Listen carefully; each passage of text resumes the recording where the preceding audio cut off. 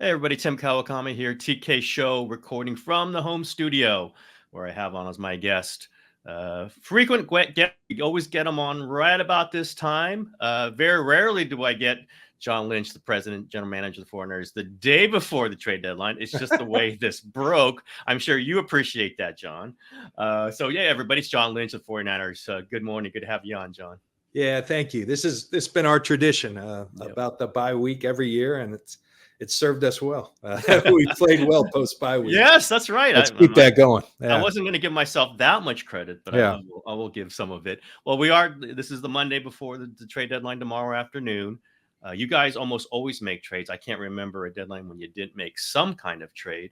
John, I mean, I know you can't predict what's going to happen when teams get to deadlines, things change, but would you be anticipating a trade for the 49ers by Tuesday afternoon? I don't know about anticipating. I think it always comes down to fit. You're trying to buoy your team where you may have some, not holes, but you feel like you could be a little better.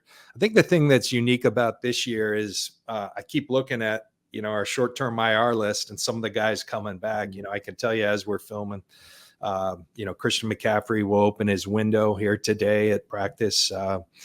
John Feliciano will do the same. Yetur Gross-Matos might not be far behind those guys. So, you start to get some of those named with Greenlaw and Hufanga coming off. I think that's the best way you can bolster your rosters, just getting healthy. And those are really good football players. So, but that's not to say that something won't come together. The phones have been active.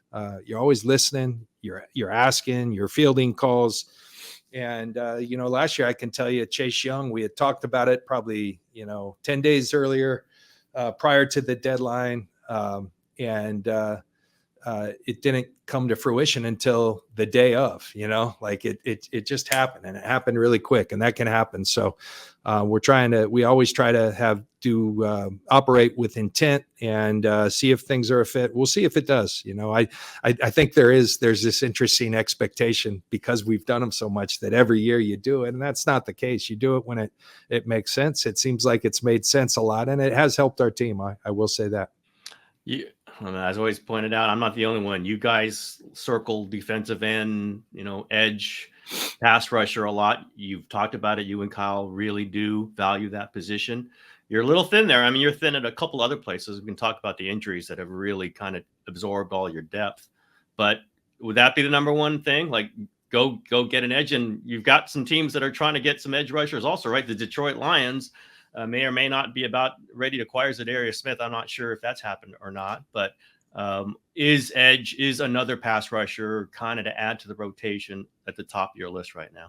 Well, D-line, I think, the deal with that position, number one, it's a place we put a lot of resources. We play a lot of people. I think that's the deal at that position. You rotate 8 guys, sometimes 9. If we have 9 guys up, they get meaningful snaps. We almost always have 8 up, and they get meaningful snaps. So it's just a high volume area of where you need a lot of guys, and you need impactful players. We've had good success with really high end impactful players. When you lose some, it's hard to fix, and so you don't want to just fix with anyone. You want to fix with people that can move the needle. And we do like some of the players that we have. I mean, you like Evan Anderson, a free agent, rookie free agent, has played some good football for us. So, you weigh all those things, and we'll see. That is always a position we're looking because of what I mentioned. We play so many of those guys, and they're really, they kind of. I think my experience of playing ball, I know it's a lot easier to play in the back end when those guys up front are humming. So something we do believe in. It's part of our core values.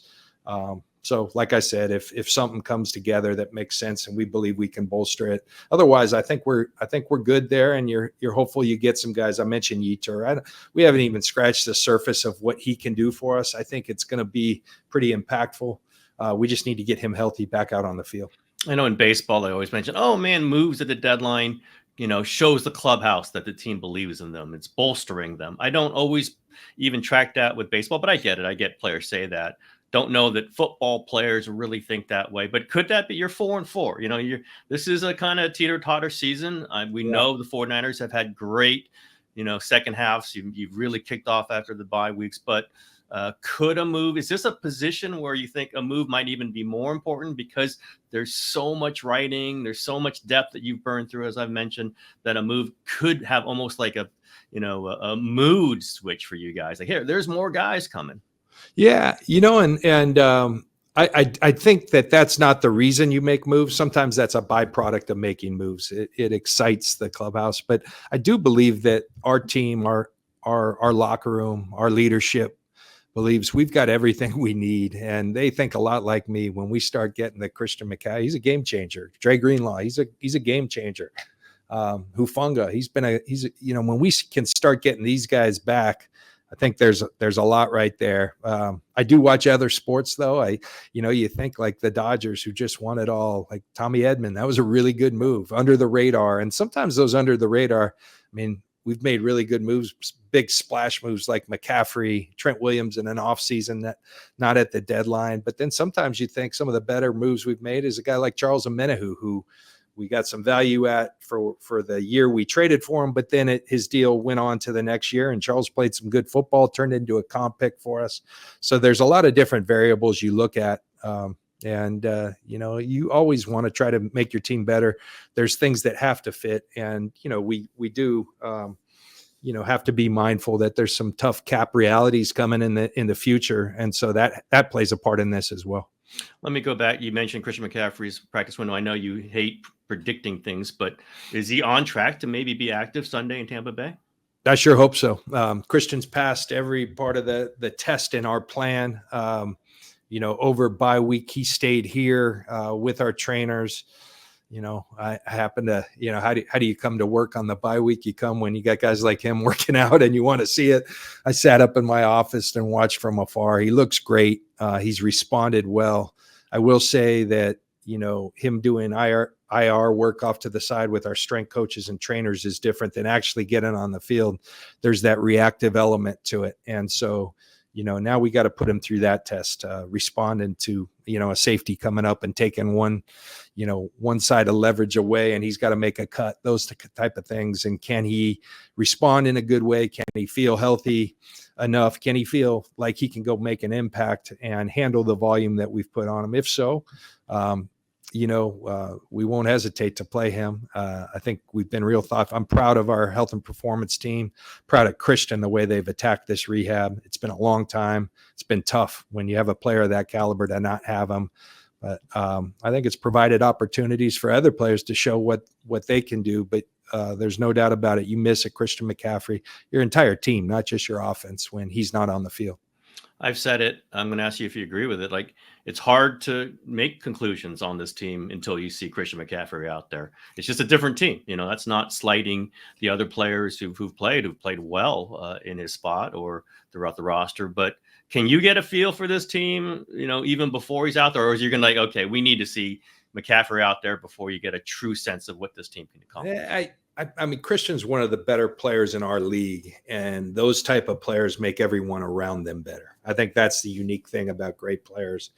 And you say, how does that happen? Well, he makes the offensive line player, because they don't have to, even if they might let a guy off. Christian's got such great vision and cutting ability. He can make them look good at times, even when they're not, always really good.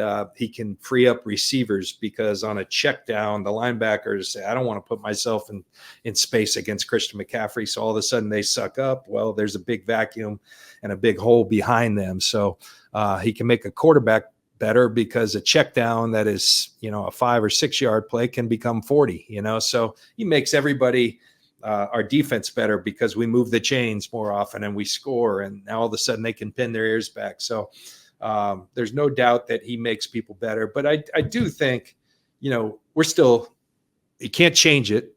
We can change it with the way we respond to it. We're 4-4, and we feel like we left a couple wins out there. There's no doubt about that. And does Christian help you finish things? Sure. But whether Christian's back or not, we're going to have to learn from the things that we didn't do, which is just execution of the fundamentals.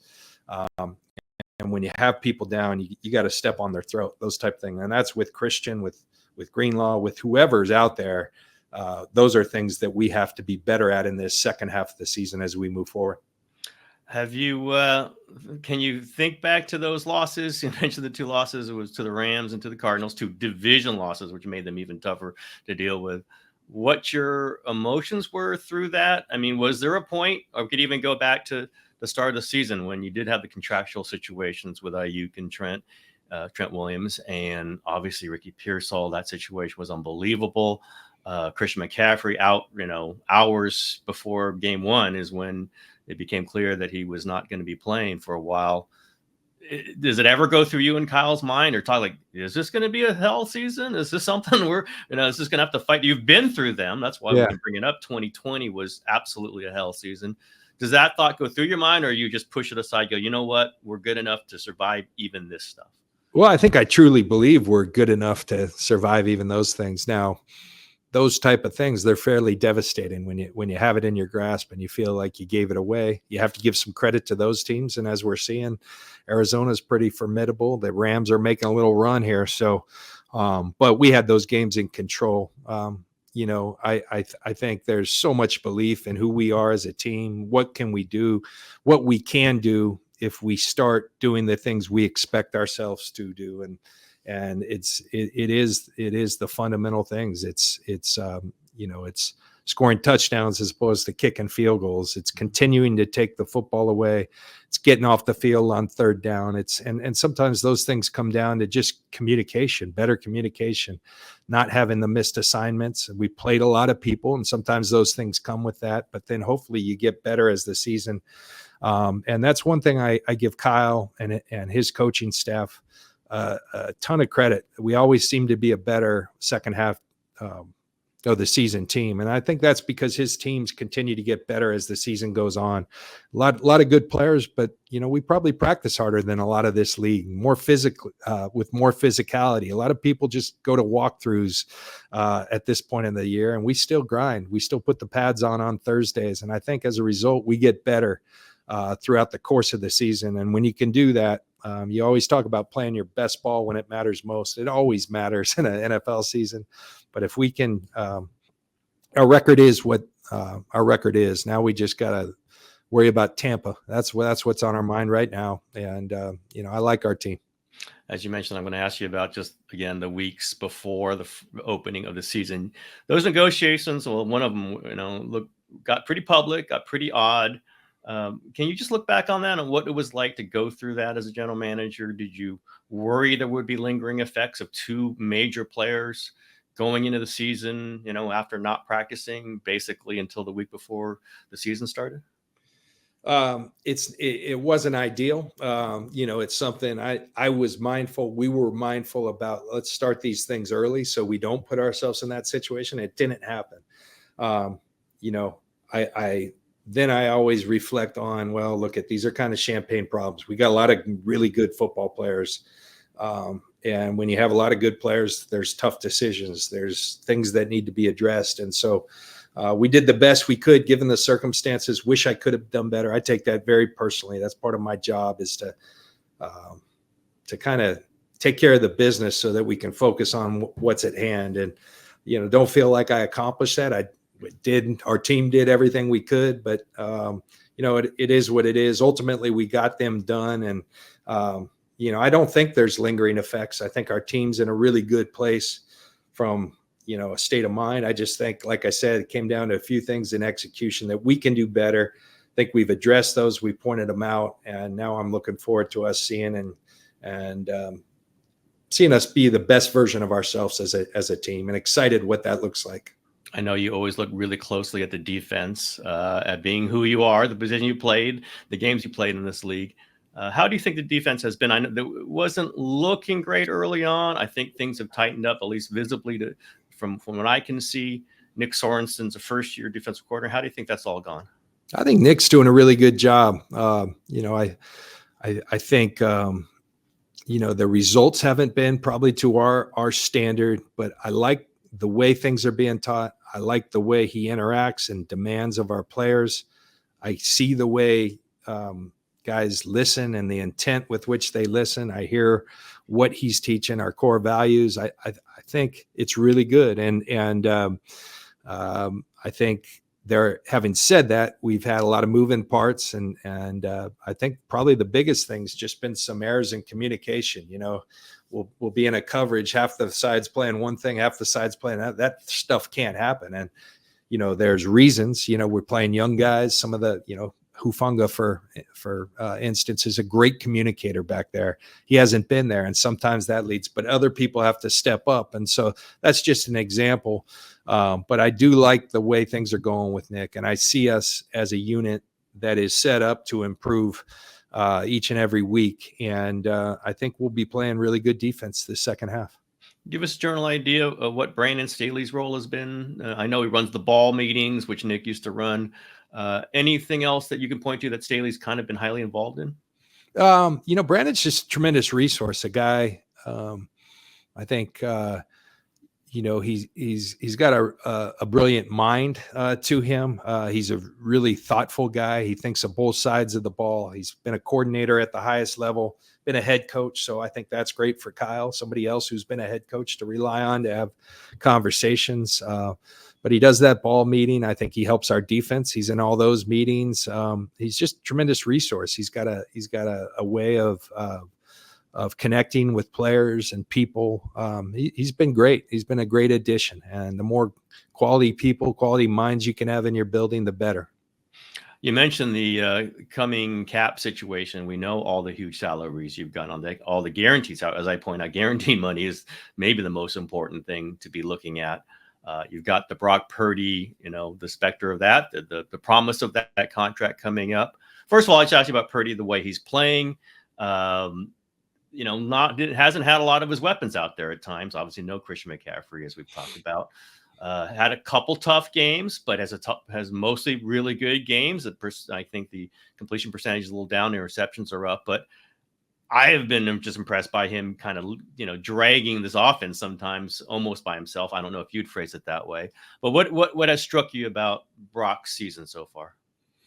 Well, I think what has struck me about Brock since he's been with us, he hasn't played many bad games. So I think when he has what people might define as the standard's really high. He's played excellent football for us since he's been our starter, since he came in that Miami game. He's really picked us up, and he's got good talent around him. You still have to go do it. And Brock's a guy we have a ton of belief in.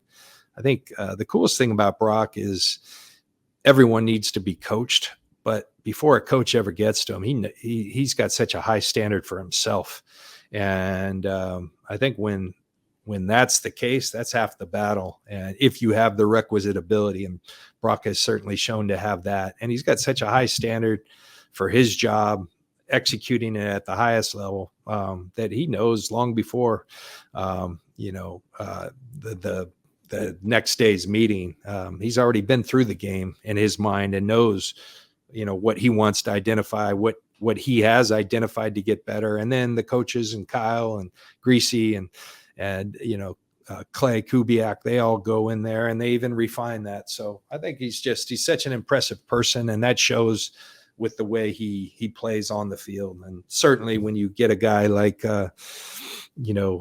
Christian back, but our receivers, Ayuk obviously has been injured. Jawan's been so good, but has missed some time. Debo's been a little banged up. Ricky was gone. So I do, BA won't be back this year, unfortunately, but I do look forward to getting all these guys out there at once, along with Christian, and seeing what we can be as an offense. Cause our numbers are already, it's more than just numbers, but our numbers are pretty darn good. We've been effective. I think second in yards per play. I love that. Yeah. I love that stat, which is a huge stat. Now you were walking past, that we all were there watching in the locker room when Kyle was walking after the Chiefs game. He stops to talk to Brock for a long time. No, as I said, he stops to talk to players a lot after games. Yeah. I've seen him with Debo, but that was a long one, and we all were kind of gathered around, and Kyle was facing away from us, and it was a good conversation. I didn't see anybody, being loud or anything, but there was a conversation, and you kind of wandered by a couple times and you kind of noticed everybody looking around. Did you kind of say, hey guys, there's 40 people watching you? What was your sense? I went to get my Lulu's burrito. I was like, all right, Kyle, I always sit in there with Kyle after Jed's in there, and Jed takes off at some point, and we kind of just that's a tough time for a coach, win or lose. You get so much emotion, so much thought. He's a play caller, so he's exhausted at that point. But just somebody for him to bounce things off. That's part of my job. And so I was in there. I went to get my Lulu's burrito, I believe. And I walked back and I saw that conversation, which isn't unusual at all, as you said. But then I saw this big gang of media that was fairly close, and Kyle was completely oblivious to it. It was, I admire his focus at times. It's like when he's got that iPad and the officials come over and they try to like look up under and they can't, he's so focused. So I did mention, hey, you guys want to come on here? And Kyle goes, why? We're just talking. I said, well, that whole group is watching you guys have that conversation. Not that there's anything wrong with it, but you just know over time that people are going to react a certain way. I didn't care. I just was offering that to them. And by then they were done. But I think they just had a good, solid conversation. Those two have a tremendous relationship. I talked about Brock's standard for himself. Kyle's got a high standard for his quarterbacks, for everybody on the team. And they were just having a honest conversation about the game. And, I think it's just everyone saw this one. And that elicited some responses and some reactions. I was amused by seeing you going, hey, guys, you might want to turn around there a little, because Brock was kind of looking at, but he was being Brock, he was locked in with, he wasn't going to like brush aside Kyle, obviously, but he wasn't like, whoa, everybody's looking at this. Like, he was still absorbed in it also. Right. You got two pretty laser focused dudes there, John. Right. Those two guys. We mentioned, Brock, we've mentioned the contract now for a couple of years. It's coming up. It's obviously, if it happens, it's going to be a large amount of money. That's just the way it is. How much kind of pre-adjusting have you had to make? How much preparation do you have to make with your other players who are very good and going to be making large salaries or middle salaries, when you are aware that this huge contract is kind of just out there? I presume you want to get that done early too in the off season, but we'll get there when you get there. What kind of presence does that have on you and Parag and Jed's and everyone else's mind as you're doing the deals you're doing in the meantime? Well, Tim, this. We are always doing planning. You have to. If you're doing your job, it's 3 years out. You're constantly planning. And then things happen, like the quarterback numbers explode, this offseason. And so you're constantly monitoring. We can't even touch Brock until the end of this season. Brock's still a young player. We're just focused on this season. Now, me in the front office, we're always planning on those things. And at the appropriate time, we'll address that. But right now, we're focused on Tampa. We're focused on the second half this season and being the best we can be, because we think that's pretty good. And we think it's a team that can compete for the whole thing. And that's why we're doing this. You've gotten, such great play out of him at $900,000 or whatever the number is now. Maybe it's $1 million now. Does that change though when that number? I know, and I keep saying the actual cap hit for guys who sign huge contracts does not really start till like year 3 or year 4, because you do the low base, which you guys always do. Other teams do it too, and you spread the bonus out over. But do you have to readjust the way you build a roster when the quarterback starts hitting you for $50 million a year?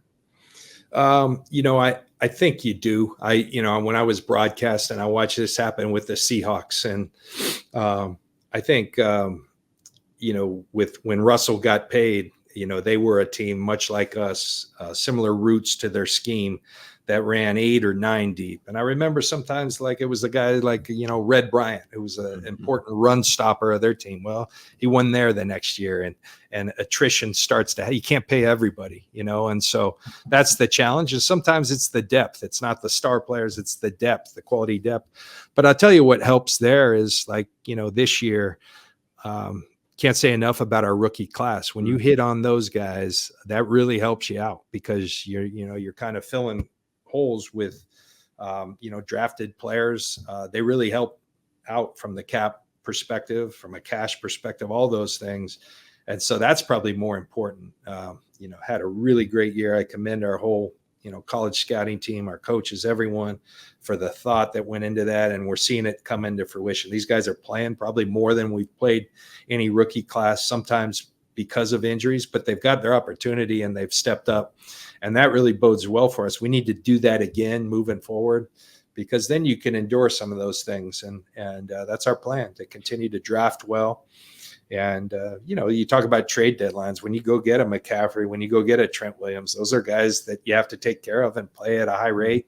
They're each at the top of the market, and they've earned that. They've deserved that, but those aren't drafted players, so you have to have a good balance of both. Did you know or plan for these? Some of these guys you draft are a little older. I think Ricky's 24. They've played a lot of years, a lot of games in college. Was there some expectation, maybe not like this with Purdy just stepping right in, other guys looking really ready, but was there some plan that a Renardo Green could play earlier than some other rookies have played, that Malik Mustafa, did you bake that into part of this draft process? Yeah, we did. And I, you and I were talking before we got on air about the Warriors and probably going back to toughness and grit and basketball intelligence. It's the same stuff we talk about, because, everyone can see talent. We've had so much continuity with our defensive schemes, with our offensive schemes, the type of players we like.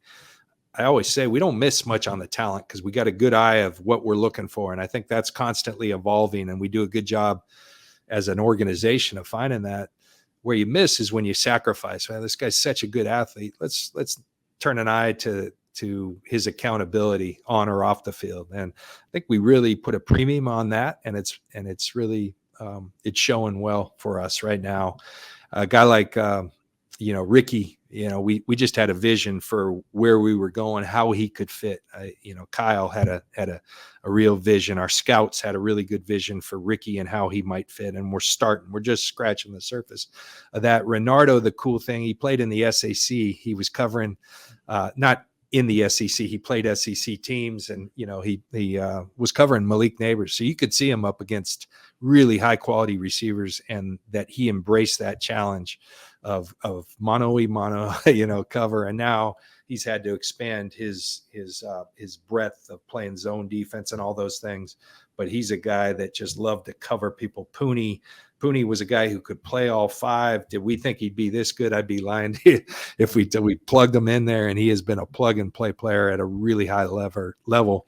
Mustafa jumped off the film in college. He's jumping off the film here. What I like about Malik, he's just continuing to make strides week in, week out.